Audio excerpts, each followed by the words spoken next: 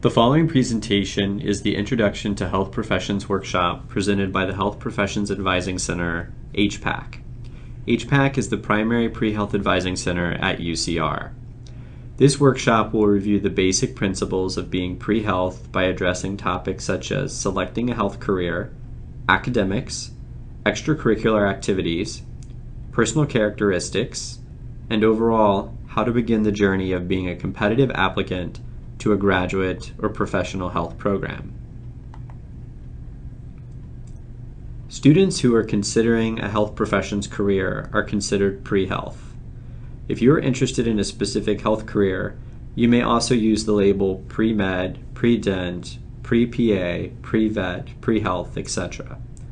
The pre-health label is not a major, nor a minor or certificate. It's a term used by advisors to help identify your interest in the health professions. There are over 120 different health professions. Typically, these health professions fall into three categories: professional school, allied health professions, and nursing. An example of careers from all three areas are listed on this screen. An example of professional school would be medicine, dentistry, optometry, vet medicine. An example of allied health careers would be physical therapy, occupational therapy, speech and language pathology, audiology, and nursing is nursing.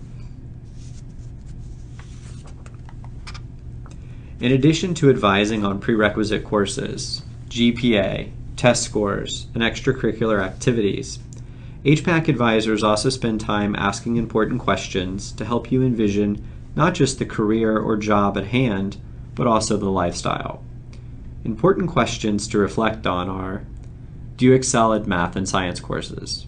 This is important because, as you can imagine, most health professions programs require a great deal of math and science coursework. In what capacity do you want to provide hands-on care? If you think about a doctor, a nurse, a physician's assistant, they're providing very hands-on, intricate care. Think about physical examination, possibly doing some type of procedure, and then think to other health professions that may be less hands-on. Think about a pharmacist. They're a health professional, very well educated, working with patients and customers, but their role is to fill the prescription or mix the prescription and to educate the patient on the side effects, adverse reactions about that particular prescription or medication. Hopefully you enjoy working with people. Think about a team. Who is on a health team? If you're thinking about being a physician, what other health practitioners are a part of that team? Think about a nurse, maybe a pharmacist, maybe a respiratory therapist. Think about other careers and other fields that work in healthcare but maybe not have a health background. Think about a social worker or even a chaplain. As a health provider, you'll be working with all of these individuals to help take care of the patient and their family. Do you work well under pressure? This is something that's not often thought of until the situation happens. So thinking about healthcare and that things are planned and oftentimes things are unplanned, think about how you might react when somebody's having a medical emergency. Are you a good test taker? Here in college, you're going to be taking a lot of exams. You may have already taken one. As a health professional, you're going to be required to take lots of exams, not just in college, not just into a graduate or professional program, but also to maintain your license and accreditation to acknowledge that you are a capable healthcare worker. How would you react to terminally ill patients? Maybe chronic patients, people who have long-term illnesses. How long do you prepare to stay in school? Have you ever thought about how long it takes to become a physician? You're in college for 4 years, then medical school is 4 years, and then residency beyond medical school. Residencies are often anywhere from 3 years to 11 years. In addition to medicine, dental school would be 4 years of undergrad and 4 years of dental school. If you're interested in being a physician assistant, you're completing 4 years of undergrad and 2 years of PA school. So think about how long you want to be in school, and is that working with perhaps the next question to consider, work-life balance? Again, there are over 120 different health professions. It's okay if you're not sure what you want to do right now. Take this time to do a little bit of exploration. As you know, entering the health professions is very competitive.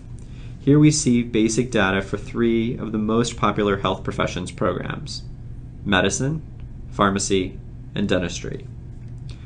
One thing that's important to note about these health professions is that data showing these health professions also incorporates all students who apply from UCR. It's best that you speak with your advisor before completing or submitting an application to any health professions programs. Oftentimes statistics are lower because students apply to these programs when they are not considered a competitive applicant. In California, as you know, there are lots of applicants to professional programs. Nationally, there are 2 applicants for every seat. In California, there are 10 applicants for each seat. At UCR, we have something called the Thomas Heider program. This exists within our School of Medicine. The Thomas Heider program is for UCR students and alum who have interest in going to medical school here at the university. This special program allows for UCR students to apply for 24 of the 50 seats. Each year, 48% of UCR School of Medicine's class is represented by UCR alum. Additionally, many of these health professions programs that we're talking about today are considered competitive. Speak with your health professions advisor to find out more about the health program that you're interested in. To help organize this workshop, we look at 3 main areas that make up what we consider the competitive applicant. A very common question is, what is the best major? The answer to that is there isn't one. All majors are welcome to all health programs. We encourage students to choose a major that they are excited about and that they think that they will do well, and specifically that they will excel in. If choosing a non-science major, an HPAC advisor will work with you to identify the necessary pre-health courses that are needed to meet the requirements of a specific health professions program.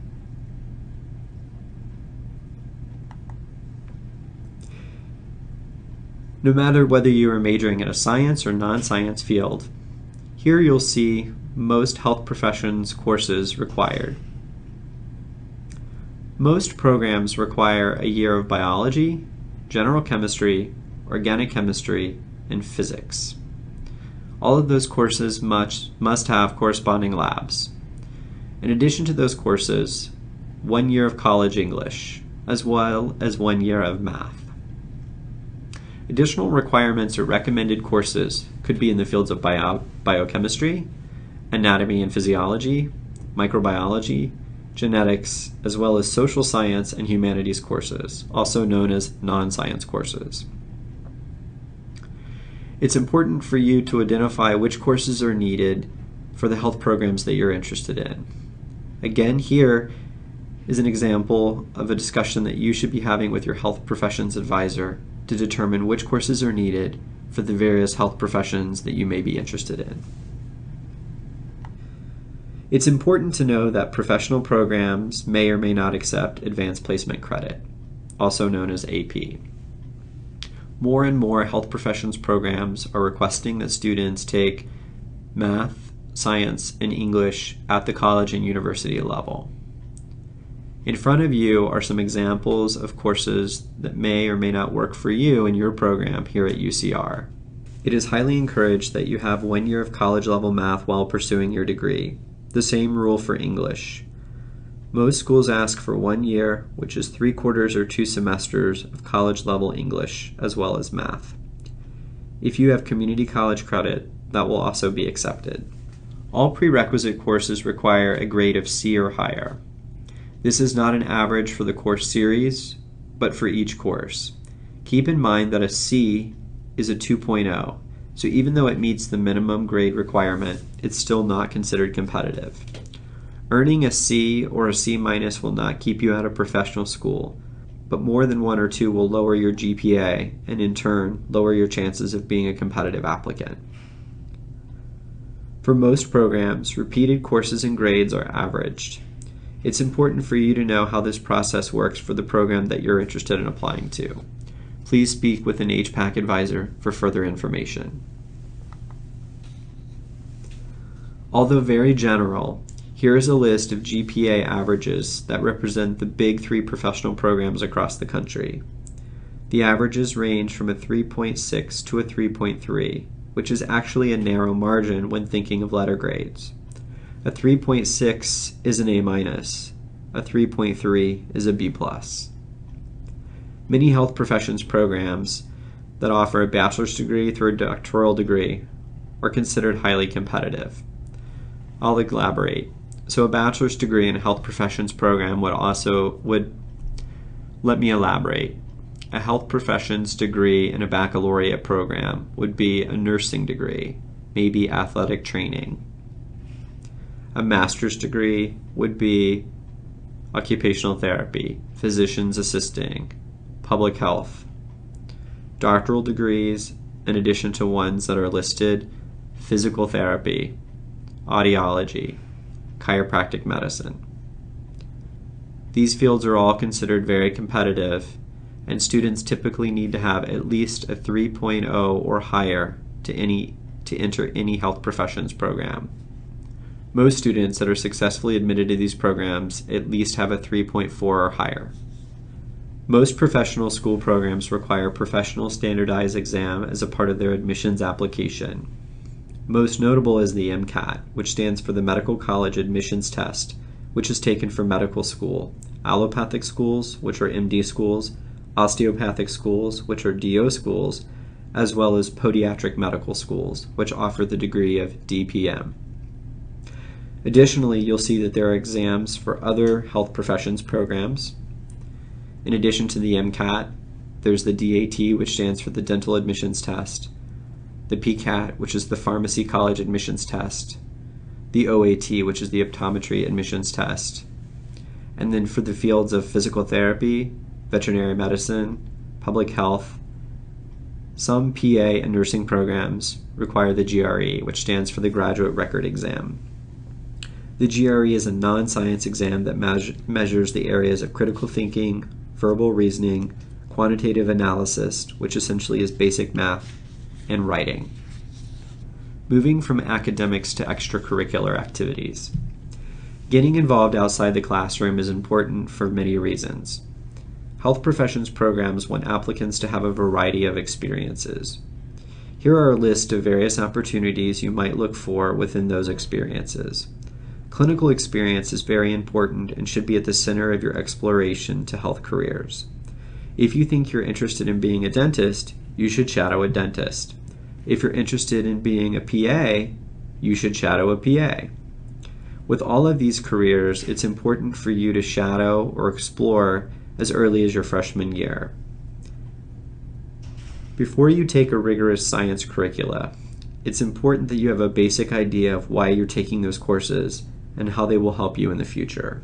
Personal characteristics are espoused from actions within class settings, visiting professors during office hours, doing research, volunteering, being involved in community services, and so forth. You showing these traits often show up in a letter of recommendation that could be written from a professor, an academic advisor, a health advisor, and health professionals such as a physician, dentist, physical therapist, audiologist, and so forth, as well as a supervisor. Developing relationships is an important trait and something that should be done while you're in college.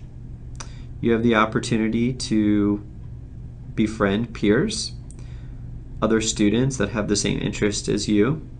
A great way to do this is through the HPAC Peer Mentor Program, and this is something that we'll talk about later in the presentation. It's also a great time for you to be involved in relevant student organizations to your interest. And we want you to start thinking about letter writers. whom might you ask to write a letter of recommendation for you later down the road? Of course, professors. How about clinicians, doctors, dentists, pharmacists, somebody that you're doing research with, an academic or health professions advisor, or a current or future employer? There are over 400 clubs and organizations at UCR. Here is an abbreviated list of organizations that represent the health professions, from professional school to allied health to nursing. An excellent resource that is utilized by many pre-health advising offices at many colleges and universities is explorehealthcareers.org. This is a free resource for anyone who wishes to learn more about the health professions. We mentioned early on there are over 120 various health professions careers. Here you'll be able to browse those careers to identify a description of the job profession itself, job duties, academic and licensure requirements, as well as job outlook and salary range. This website is regularly updated with current information. HPAC is excited to have a robust peer mentoring program. Our peer mentoring program typically consists of 30+ upper-level classmen and women who wish to share about the health professions program path from the UCR student point of view. Our peer mentors sign on for a 1-year commitment and represent a variety of health professions career programs. As a UCR PreHealth student, you are welcome to be peer mentored. UCR students may choose to utilize an Ask a Peer Mentor that is essentially like drop-in hours. You are welcome to visit one specific mentor who represents a specific health professions program, or you're welcome to meet with a variety of peer mentors to explore a variety of health professions. In addition to our Ask a Peer Mentor hours, we also have a traditional peer mentoring program where you may request to be assigned to a peer mentor of a specific health profession. To request a peer mentor, you agree to meet with that person at least twice a quarter for the entire academic year. Ask a Peer Mentor is available for all UCR students. Having a peer mentor is reserved for current UCR students. Mentors are assigned based on health professions availability. Here is a sample slide of our Ask a Peer Mentor schedule. This schedule changes quarterly. We are excited to offer Advice Stream. This e-portfolio program allows students to record coursework, grades, extracurricular activities, research, service, and shadowing opportunities. This is a great way to log activities and events over the entire time that you're studying at UCR. If you're interested in having an Advice Stream account, please speak to an HPAC advisor, staff assistant, or peer mentor. HPAC provides a variety of services. As mentioned earlier, HPAC is the central pre-health advising office at UCR.